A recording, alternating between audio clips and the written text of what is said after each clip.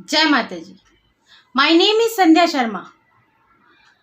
आज मैं बात कर रही हूँ कि एक मटका आपको कैसे अपने जीवन की परेशानियों से बचा सकता है और किन किन ग्रहों का सपोर्ट वो मटका आपको दे सकता है।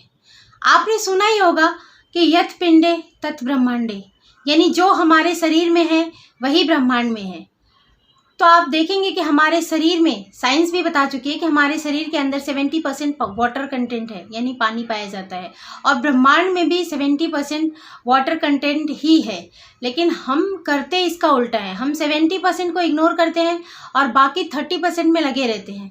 अच्छा खाना, कपड़ा, ये वो सब शरीर को देते हैं, लेकिन पानी का जो सोर्स है उसको हमने कहीं ना कहीं खराब कर दिया है। अगर आप अपने सनातन धर्म को जानते हैं तो आप देखेंगे कि हमारे सनातन धर्म में पहले के ज़माने में साधु संत महात्मा जितने भी लोग हुए हैं या फिर हमारे पूर्वज भी, सब लोग मटके के पानी पीने का बहुत फोर्स करते थे और मटके के पानी को ही बहुत ज़्यादा शुद्ध मानते थे।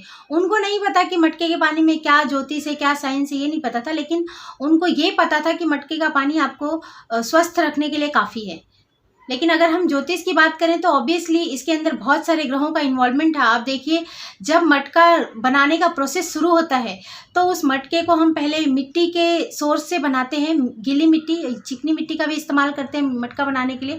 तो जो मिट्टी है वो प्योर शुक्र है, प्योर शुक्र का प्रतिनिधित्व करती है मिट्टी। फिर उसको हम गोल शेप बनाते हैं जो जिसके अंदर कि अब उस मिट्टी में बुद्ध भी आ चुका है, और उसके बाद उस मिट्टी को हम आग में पकाते हैं, यानी कि अब उस मिट्टी के अंदर मंगल की एनर्जी भरपूर मात्रा में आ चुकी है। और फिर हम उस मिट्टी के मटके में पानी भर के उसका इस्तेमाल करते हैं, उसे पीते हैं। यानी हमारे शरीर के अंदर अब चौथा कंटेंट जो चंद्रमा का है, जो वाटर है, वो भी अब उस मटके के साथ जुड़ चुका है। तो आप देखिए कि आपने एक मटके के साथ आपने शुक्र, बुध, मंगल और चंद्रमा, ये चारों ग्रहों की एनर्जी अपने शरीर के में आप दे रहे हैं। लेकिन इसका उल्टा आधुनिक ज़माने की देखा देखी और मॉडर्नाइजेशन के चक्कर में हमने क्या किया कि हमने इस 70% का ही सत्यानाश कर दिया। हम पहले तो फ्रिज का पानी पीने लग गए, बोतलों का पानी पीने लग गए, और अब तो इन सब का बाप आ चुका है आरओ। अब हम आरओ का पानी पीते हैं, जिसका फिल्टराइजेशन का प्रक्रिया आपको पता होगा कि टीडीएस की वैल्यू पे होता है। तो वो जब पानी का विषैला पदार्थ दूर करने के नाम पे उस पानी के पोषण तत्वों को भी वो सत्यानाश कर देता है, ख़त्म कर देता है बिल्कुल। फिर वो पानी आपके शरीर का या आपकी ऊर्जा का कोई सोर्स नहीं है, बस वो एक प्यास बुझाने का साधन है।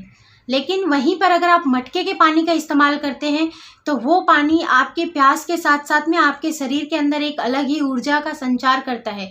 अब आप देखिए कि इस मिट्टी के साथ मिट्टी के मटके के साथ इतने सारे ग्रहों की एनर्जी जुड़ी हुई है, जो कि आयुर्वेद की दृष्टि से भी आप अगर जांचेंगे तो आयुर्वेद भी कहता है कि मटके का पानी पीने से मेल हॉर्मोन्स बैलेंस में रहते हैं, यानी मेल बॉडी के अंदर जो टेस्टोस्टेरोन नामक हार्मोन होता है वो बैलेंस रहता है। हमारी माताओं बहनों को आज के ज़माने में एक अलग ही तरीके की बीमारी आ चुकी है, जिसको कि पीसीओडी और पीसीओएस कहते हैं, और उसके अलावा एक है थायराइड का बढ़ जाना या घट जाना।